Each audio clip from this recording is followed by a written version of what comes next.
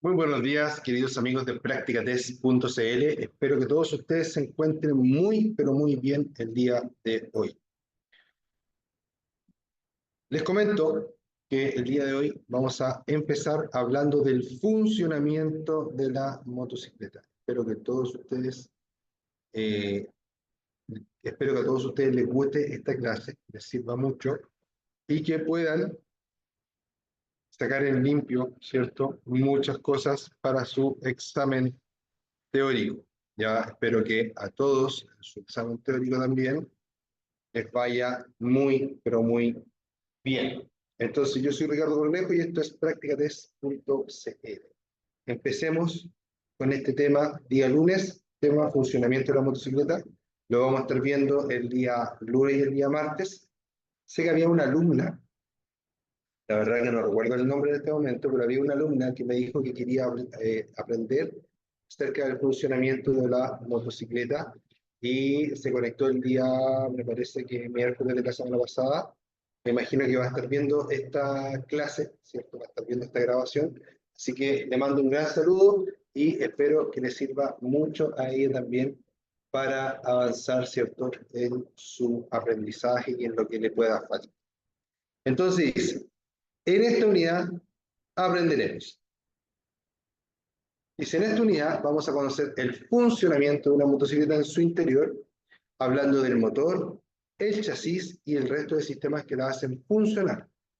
También trataremos cómo realizar un buen mantenimiento de ruedas, neumáticos, frenos y espejos y cómo las fuerzas físicas inciden a la hora de manejar una motocicleta. ¿Ya? Súper importante. Las motocicletas tienen distintos pesos, distintas potencias, ¿cierto? Y distintas maniobrabilidades. Por lo tanto, todo esto puede influir en cómo se comporte nuestra moto. Mucho ojo con eso, queridos amigos. No es lo mismo bajarse una moto 150 y subirse a una moto 1000 o a una moto 600. ¿Ya? No es lo mismo, de hecho, en otros países las licencias son diferenciadas para los distintos tipos de motos, ¿ya? Así que échenle un ojito también a eso.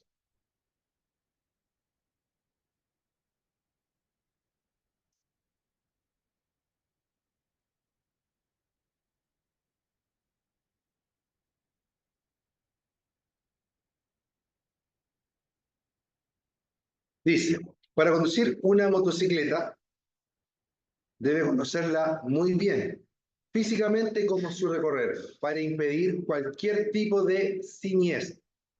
Una de las características de una motocicleta es que no posee equilibrio como un automóvil u otro tipo de vehículo. Entonces su equilibrio depende del conductor. Cuando conduzca una motocicleta, debe identificar sus medidas en relación a sus características físicas. Es importante revisar el manual del fabricante, puesto que pueden existir muchas diferencias entre motocicletas tales como tamaño y peso. ¿Ya? Es importante conocer el motor con su tipo de mantenimiento. Debes conocer todo su funcionamiento, tales como qué tipo de amortiguación posee, tipo de lubricación y refrigeración, y acostúmbrese a verificar los frenos antes de iniciar la marcha. ¿Ya?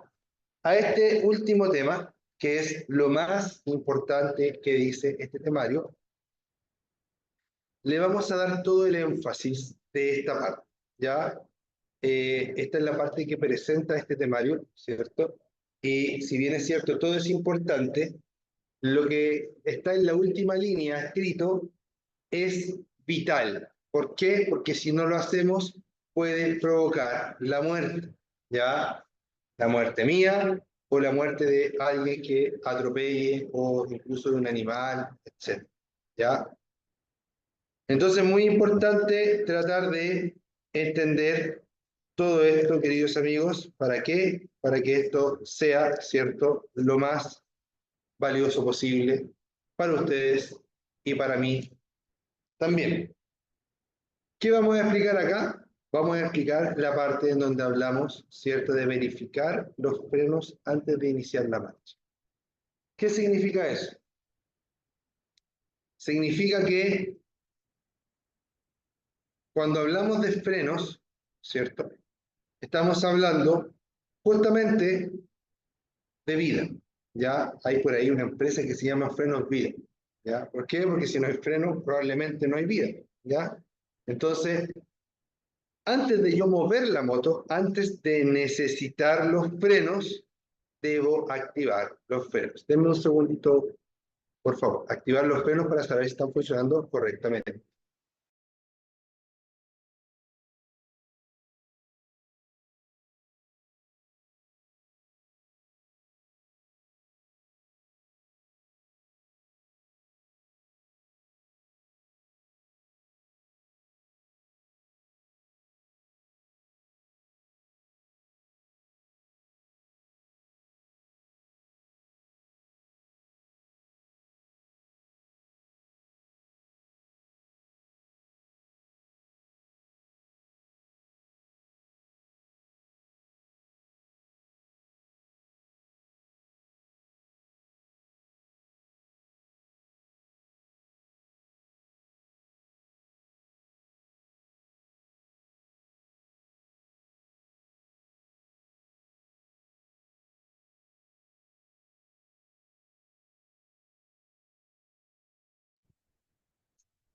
¿Ya?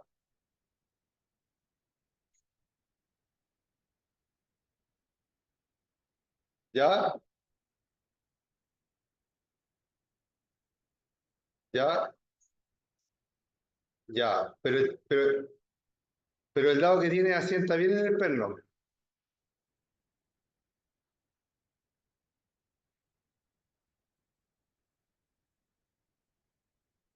Ya.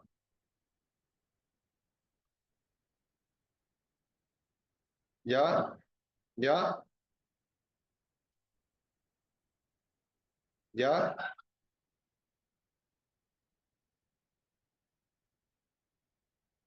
¿Ya? ¿Ya? ¿Ya?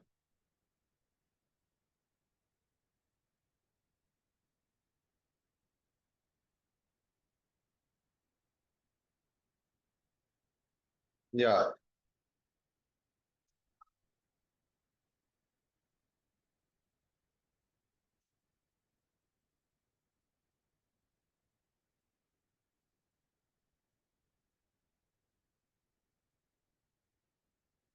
Resistencia, digamos. ¿Ya?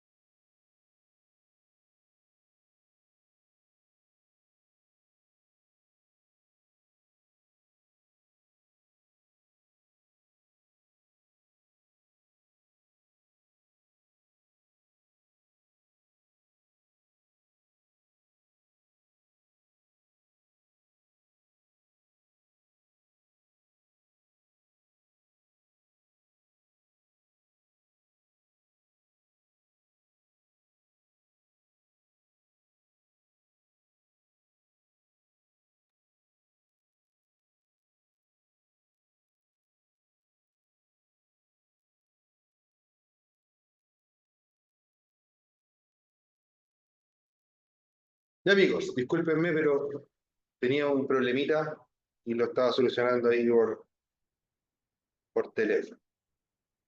Ya, entonces, estaba hablando de verificar los frenos. ¿Por qué? Si no verificas los frenos, cuando los vayas a necesitar, si hay un problema en el sistema, va a estar sin frenos. Los frenos de la moto pueden funcionar perfectamente sin que la moto esté en movimiento, sin que el motor esté andando. Ya, distinto a los frenos de los autos que funcionan igual, pero quedan como más pesados. En cambio, acá las motos funcionan relativamente iguales, ya que cuando está andando y cuando está la moto detenida. Entonces, simplemente acciono el freno y veo que tengo un tacto normal. Piso el freno del pie y veo que tengo un tacto normal y que obviamente no hay nada raro. Si yo aprieto el freno y lo aprieto, ¿cierto?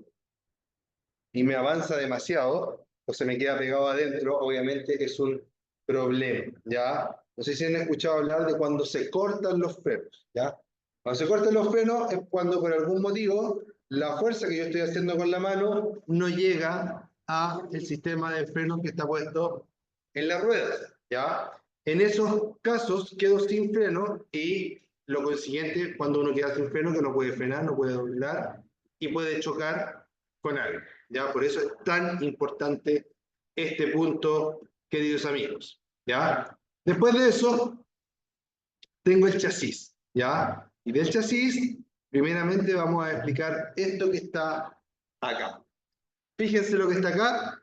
Tenemos el cabezal de dirección, tenemos en esta parte, ¿cierto? Está el cabezal de dirección, que es donde se une el chasis, que lo vemos acá, con la parte de la amortiguación delantera. Es donde la amortiguación delantera pivota, ¿ya? Eso es el cabezal de dirección.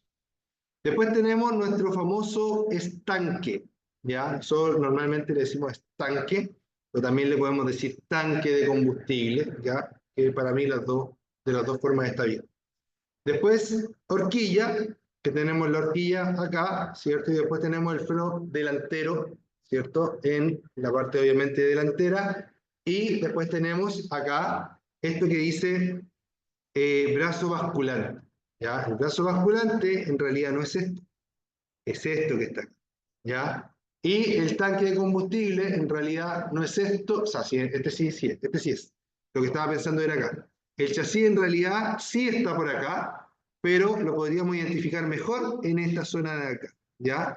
¿Por qué? Porque en el fondo el chasis es de aquí, pasa para acá, llega más o menos por aquí, y de aquí se devuelve y llega ahí, y ahí se engancha con el basculante trasero, ¿ya?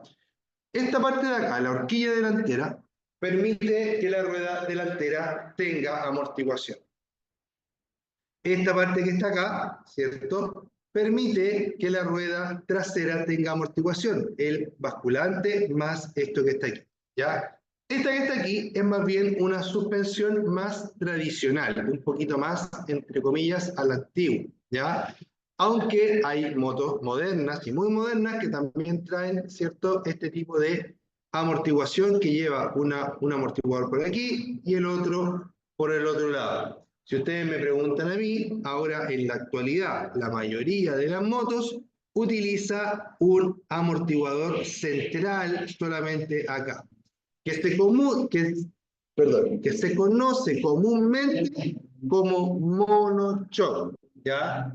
Monochoc porque un choc, un absorbedor de impacto. Acá tengo dos, ¿ya?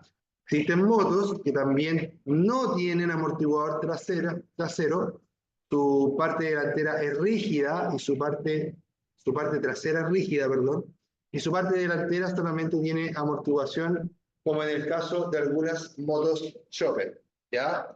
Entonces, importante el tema de la amortiguación, queridos amigos, ¿ya? Estamos acá, ¿cierto? Tenemos el foco de nuestra moto, foco delantero, que puede ser blanco o amarillo, intermitentes delanteros que no son exigidos por nuestra normativa, y los intermitentes traseros, ¿ya? Tapabarro trasero, este es el asidero. Aquí es donde los copilotos se deben afirmar para viajar de forma segura. Aquí tenemos el freno delantero, ¿cierto? Freno delantero, tenemos la horquilla, tenemos el cabezal de dirección en esta zona de acá, ¿cierto? Que ya dijimos lo que era. Tenemos los neumáticos, esto es el neumático, y esto que está aquí en medio es la llanta, y esto que está aquí es el disco, como ya lo habíamos dicho. Ya aquí no se ven los calipers de freno lamentablemente, pero en esta zona debería ir una pinza que aprieta el disco cuando queremos frenar. Ya esto, todo lo que sea plástico en la moto, normalmente le llamamos carenado, ¿ya? Y algo importante es que la moto acá, en esta zona de acá, en el cabezal de dirección, que es este tubo que se conecta a la suspensión delantera, va normalmente algo que se conoce como PIN o número de chasis. ¿Ya? PIN significa número identificatorio del vehículo. ¿Ya? O número de chasis, que es lo mismo prácticamente. Los vehículos de fábrica tienen dos números muy importantes. El primero es el número de VIN que reconoce el chasis.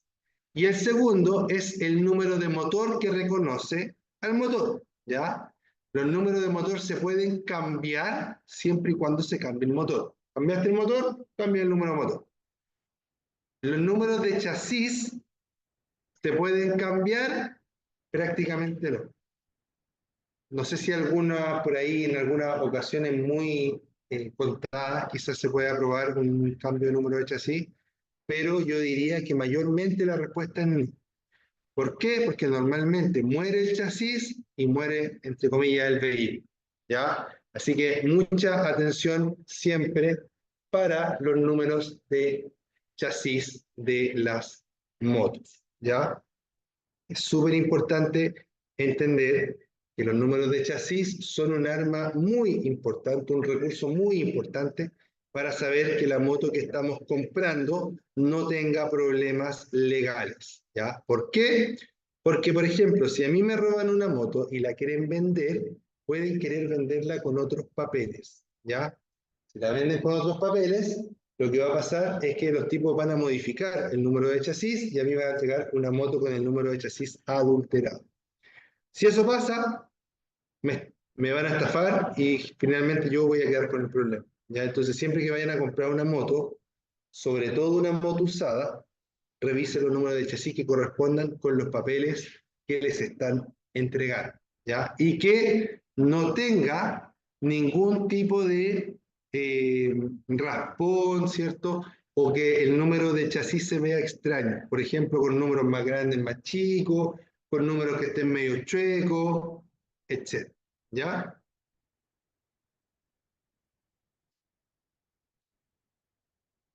Dice el motor.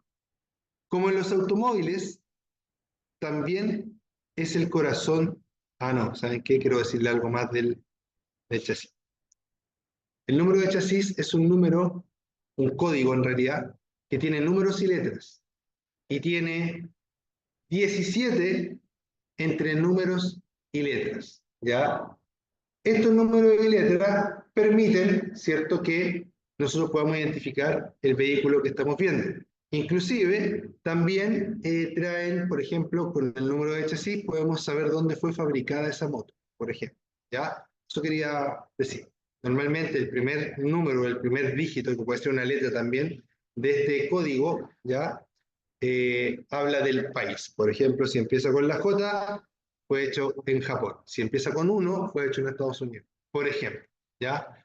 Dice, como en los automóviles, también es el corazón de la motocicleta, pero existen dos tipos de motores más comunes, que son los de 2 tiempos y los de 4 tiempos, ¿ya? En esta parte de la clase les voy a explicar que en las motos todavía se habla bastante de los motores de 2 tiempos y de 4 tiempos, pero la verdad que las motos que se utilizan en la calle, prácticamente todas son motos de 2 tiempos, ¿ya? Perdón, me equivoqué. Prácticamente todas las motos que andan en la calle son motos de 4 tiempos, ¿ya? prácticamente todas las motos que andan en la calle son motos de 4 tiempos. ¿Por qué? ¿Por qué les digo esto? Porque estas motos de 4 tiempos son más dóciles, es decir, son más fáciles de manejar las motos de 4 tiempos, y también son más amigables con el medio ambiente, es decir, contaminan menos, ¿ya?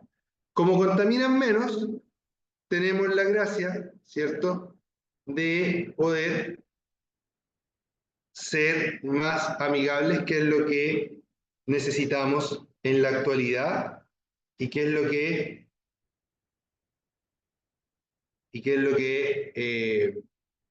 ¿cómo decirlo?, lo que perseguimos actualmente, ¿ya?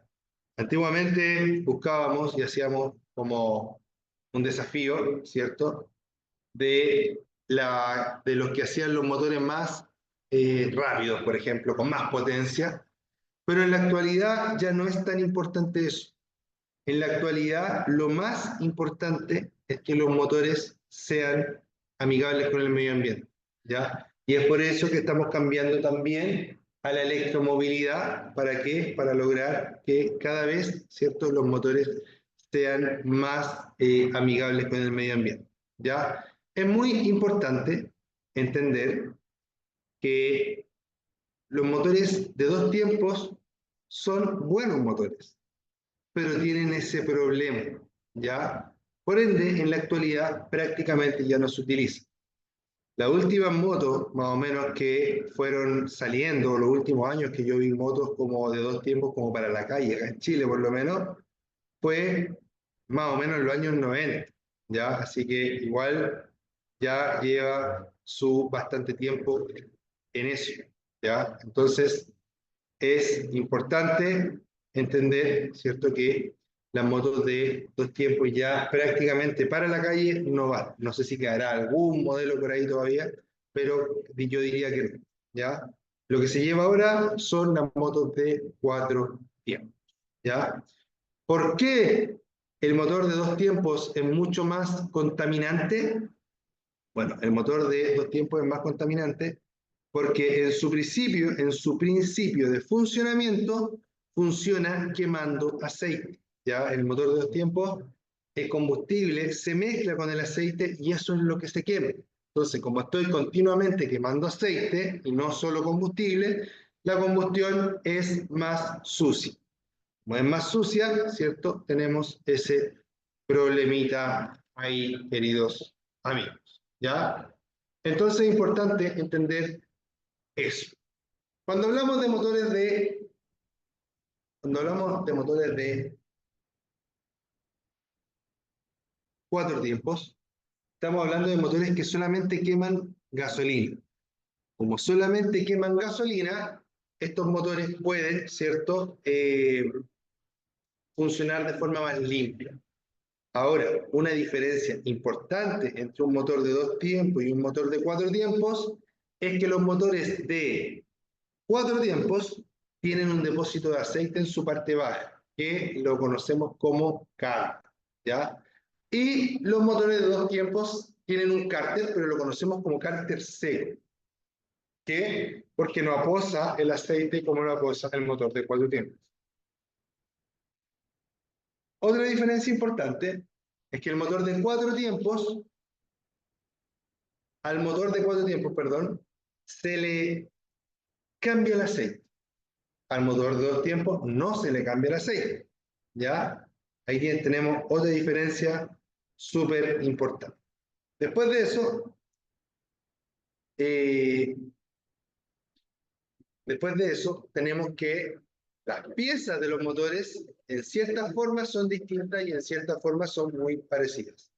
Este pistón es un pistón y este también es un pistón, pero distintas formas, pero los dos son pistones. Pero este motor, que es el de 2 tiempos, no tiene válvulas, como acá. No sé si han escuchado hablar de las válvulas. Bueno, este motor no tiene válvulas y este motor sí tiene válvulas, ¿ya?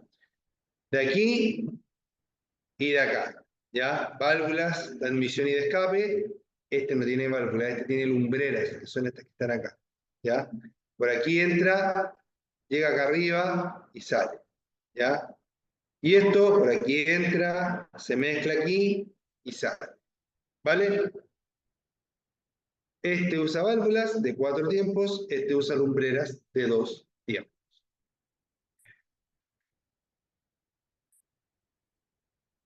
El sistema de lubricación. Dice, en los motores de 4 tiempos tiene un sistema de lubricación independiente. Una bomba de aceite envía el aceite a presión a los diferentes puntos del motor para disminuir la fricción. Refrigerar el motor y evitar el desgaste de las partes móviles del motor. ¿Ya? Entonces, cuando hablamos de la lubricación, estamos hablando principalmente del sistema de aceite.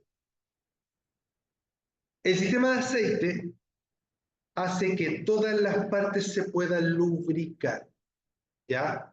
Y la lubricación se trata principalmente de disminuir el roce. Entre más disminuyo el roce, mejor va a funcionar mi motor. ¿Por qué? Porque voy a lograr que al motor le cueste menos girar, ¿ya? Y se va a gastar menos, ¿ya? Entonces dice que los motores de 4 tiempos tienen un sistema de lubricación independiente. Una bomba de aceite envía el aceite a presión a los diferentes puntos del motor para disminuir la fricción, refrigerar el motor y evitar el desgaste de las partes móviles del motor. Siempre controle el aceite con las pautas del fabricante. En un motor de 2 tiempos, el combustible se mezcla con el aceite para su funcionamiento. ¿Ya? Súper importante, queridos amigos.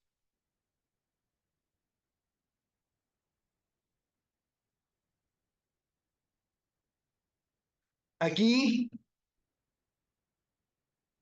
este tema lo voy a elegir como el tema central de la clase. ¿Ya? ¿Por qué? Miren, esto es importante, pero la verdad que el motor de 2 tiempos no le importa a nadie. Pero acá, en la calle, me refiero, a lo que nosotros queremos, importa muy poco. Pero esto importa mucho. ¿Por qué? Porque yo creo que el 99.9% de las motos que andan en la calle son motos que sean con patente, por si acaso.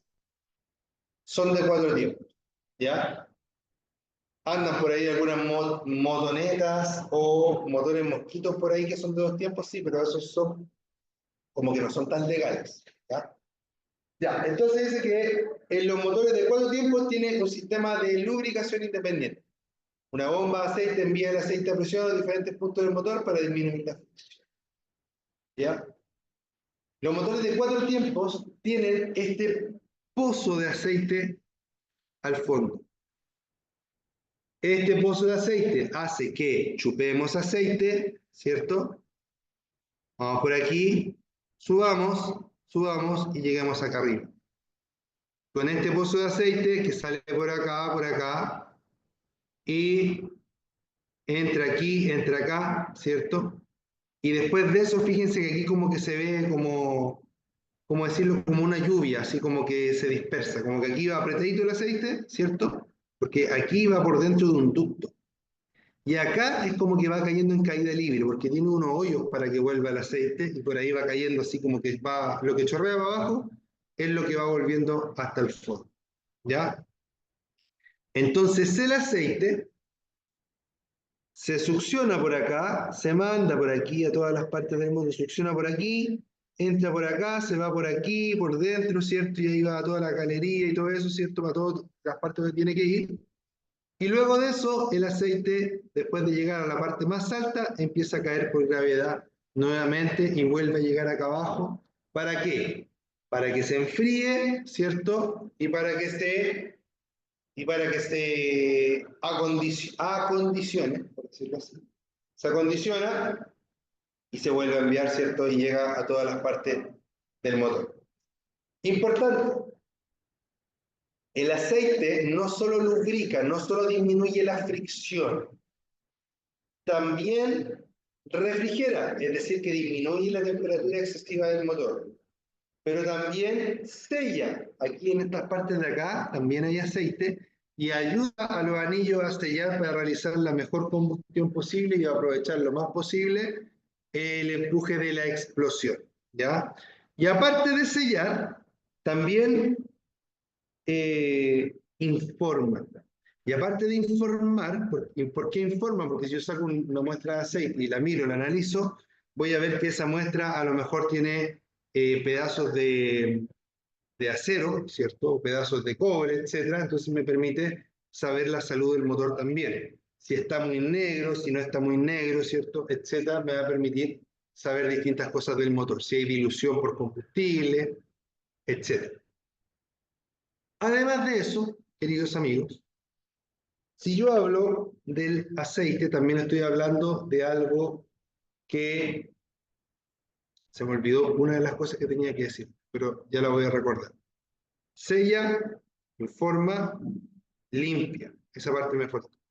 Limpia. El aceite, perdón, también limpia. Limpia por dentro el motor. El aceite tiene detergente y tiene unos detergentes súper poderosos, de hecho. Inclusive, cuando a veces uno tiene las manos sumergidas, uno no debería hacer eso, pero cuando uno tiene las manos sumergidas en aceite, ¿cómo se llama esto? En aceite limpio, ¿cierto? Las manos te quedan limpias, te quedan blancas, ¿ya? ¿Por qué? Porque los detergentes del aceite son muy poderosos, ¿ya? No hay que hacerlo porque eso no está hecho para las manos, pero les cuento yo que a veces, o con la grasa, por ejemplo, pasa, que uno por algún motivo cuando está trabajando en mecánica te engrasa las manos con grasa limpia, las manos te quedan súper blancas y súper limpias. ¿Por qué? Porque la misma grasa actuó sobre tus manos, ¿ya? Entonces, también limpia. Entonces tenemos que el aceite lubrica, refrigera, limpia, sella, informa. 5 cosas que hace el aceite importantísimas. Entonces yo le hago la siguiente pregunta. Ahora que saben que el aceite tiene que hacer tantas cosas en el motor, ¿le pondrían un aceite de baja calidad? ¿Le pondrían un aceite de mala calidad? No, ¿cierto? Por eso es importante que cuando ustedes van a cambiar aceite, le pongan un aceite de buena familia, ¿ya? El aceite tiene que ser el aceite que el fabricante indica.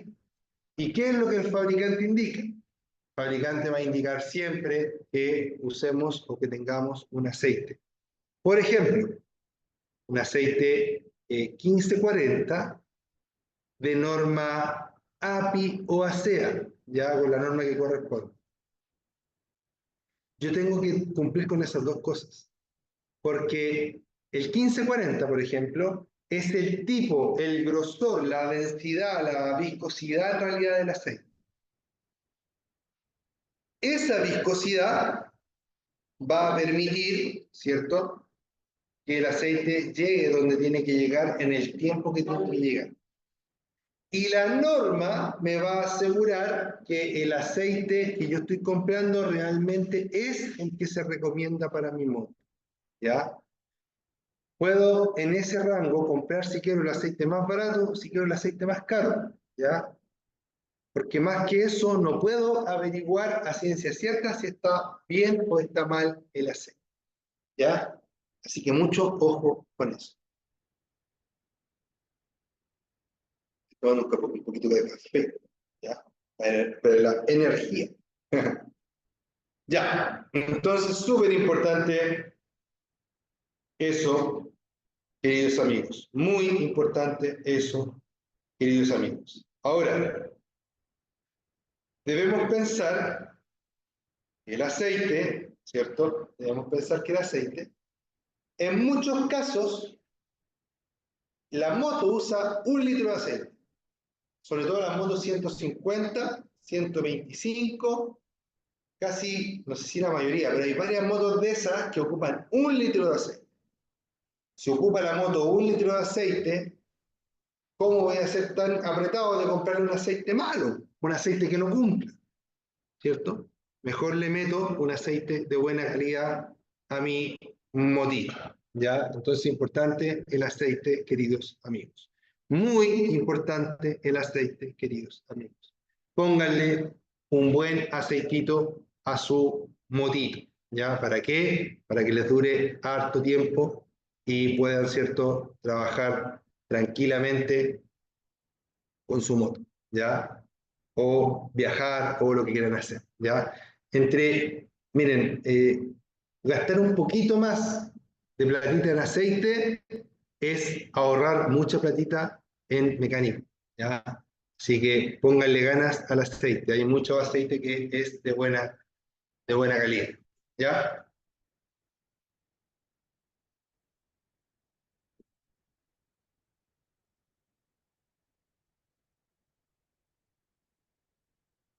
El sistema eléctrico, la batería, dice. La energía eléctrica para las luces, a ver, me falta algo que decir acá, siempre me falta algo, discúlpenme. Estoy disperso hoy día, disculpen. Me ha costado un poco enganchar 100% con la clase. Lo sé y les pido disculpas por eso. Ya, pero soy humano también, así que espero me puedan disculpar en ese sentido. Ya, pero voy a hacer una recapitulación de lo que hice acá para no olvidar nada. ¿Ya? Entonces, todo lo que dije el aceite más que tenemos una bomba de aceite. ¿Ya? Eso sí es importante y no lo dije. Tenemos una bomba de aceite, esa bomba chupa el aceite y lo envía a presión a los distintos puntos del motor. ¿Ya? Eso es una. Lo otro es que el aceite, ¿cierto? Está dentro del motor, está girando dentro del motor y puede ser que en algún momento se prenda una luz testigo de aceite. La luz testigo de aceite en el indicador, para el instrumento, ¿cierto? Es muy importante. ¿Por qué? Porque esa luz me indica si el sistema de aceite está funcionando bien o no. El sistema de aceite me dice a mí, me dice, eh, ¿tengo presión o no tengo presión? Si no tengo presión es grave y no puedo circular en el vehículo, ni en la moto, ni en nada si no tengo presión de aceite. ¿Ya? No puedo circular si no tengo presión de aceite.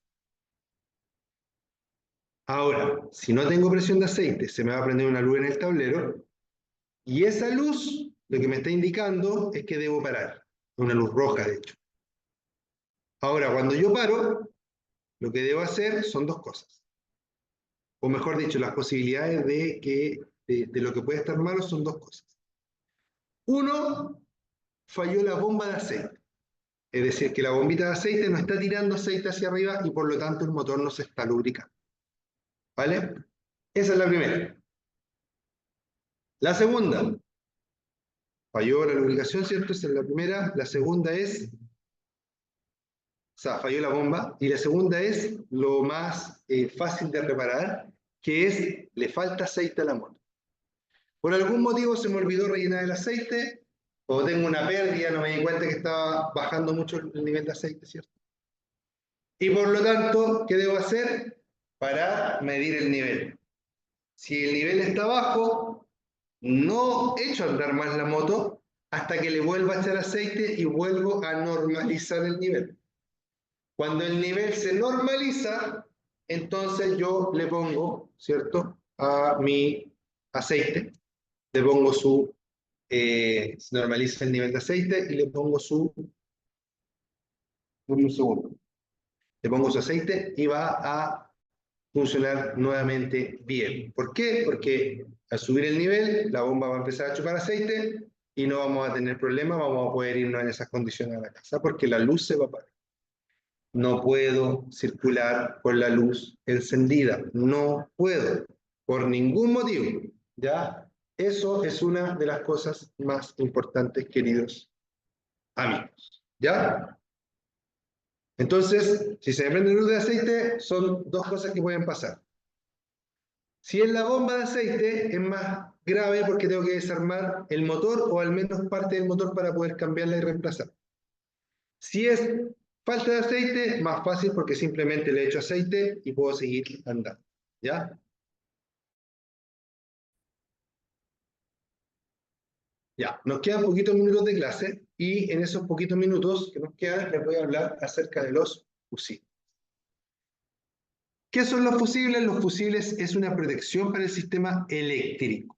Ya hay fusibles de 5, 10, 15, 20, 30, 40, 60 amperes y más. ¿Ya? Pero en una moto, los más comunes, incluso en un auto también, los más comunes suelen ser los de 10 amperes. Entonces los vamos a tomar de ejemplo. Los de 10 amperes son de color rojo. Yo no puedo cambiar, sacar ese de 10 amperes y ponerle uno de 20 amperes. No puedo. ¿Por qué? Porque esto es algo que el sistema está hecho para funcionar con ese de 10. Si yo le pongo uno más grande, lo que estoy haciendo es dejar sin protección al sistema. Cuando hay un cortocircuito, el fusible de 10 amperes se va a quemar. Hay dos formas de cortocircuito. El primero es un cortocircuito que aparece, quema el fusible y desaparece. Es decir, son dos cablecitos, se juntan, queman el fusible y luego de quemar el fusible se separan. Por lo tanto, yo vengo, pongo el fusible nuevo y empiezo a funcionar con normalidad. ¿Ya? Ese es uno. El segundo caso, mismo caso, se juntan los cables, se quema el fusible, pero los cables quedan juntos. Entonces, cuando yo pongo un fusible nuevo, ¿qué pasa? Que se me vuelve a quemar el fusible. Y ahí empiezan los problemas. ¿Por qué? Porque las personas que no entienden cómo funciona este sistema, muchas veces piensan que es el fusible el que está malo y que por eso se quema. Pero el fusible se está quemando realmente porque se está avisando de que hay una falla en el sistema. Si hay una falla en el sistema, lo que yo debo hacer es solucionar la falla. Una vez que solucioné la falla, puedo arreglarla, ¿cierto? O sea, puedo cambiar el fusible nuevamente y ahí no se va a volver a quemar. ¿Qué es lo que nunca, jamás, nunca debo hacer? Cambiar el fusible por uno de mayor capacidad o cambiarlo por alguna otra cosa que aguante más que el fusible original. Por ejemplo, la gente que hace le pone una moneda o le pone un fusible más grande, ¿ya? Eso jamás, nunca. ¿Por qué? Porque eso deja sin protección a nuestro sistema. Los fusibles son importantes. Los fusibles deben funcionar de la mejor forma posible, queridos amigos.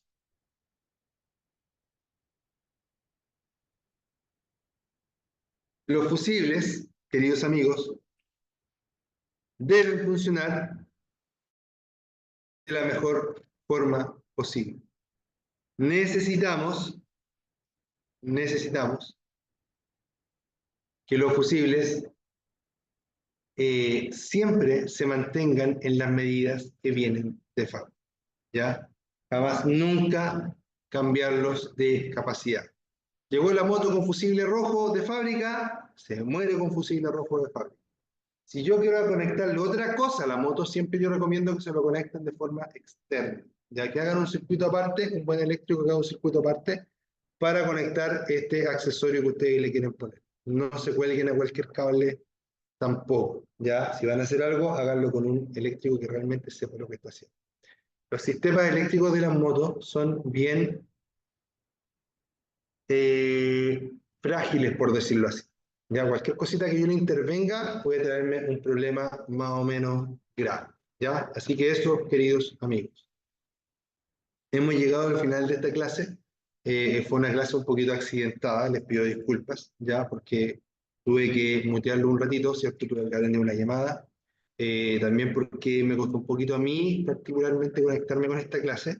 Así que les pido un poquito de disculpas por eso, pero espero que de igual forma podamos haber aprovechado y aprendido algo de esta clase. Cuídense mucho, que les vaya muy bien. Yo soy Ricardo Cornejo, esto es Practicatech.cl y nos estamos viendo nuevamente mañana a las 5 de la tarde. Cuídense mucho, que les vaya muy bien. Chao, chao.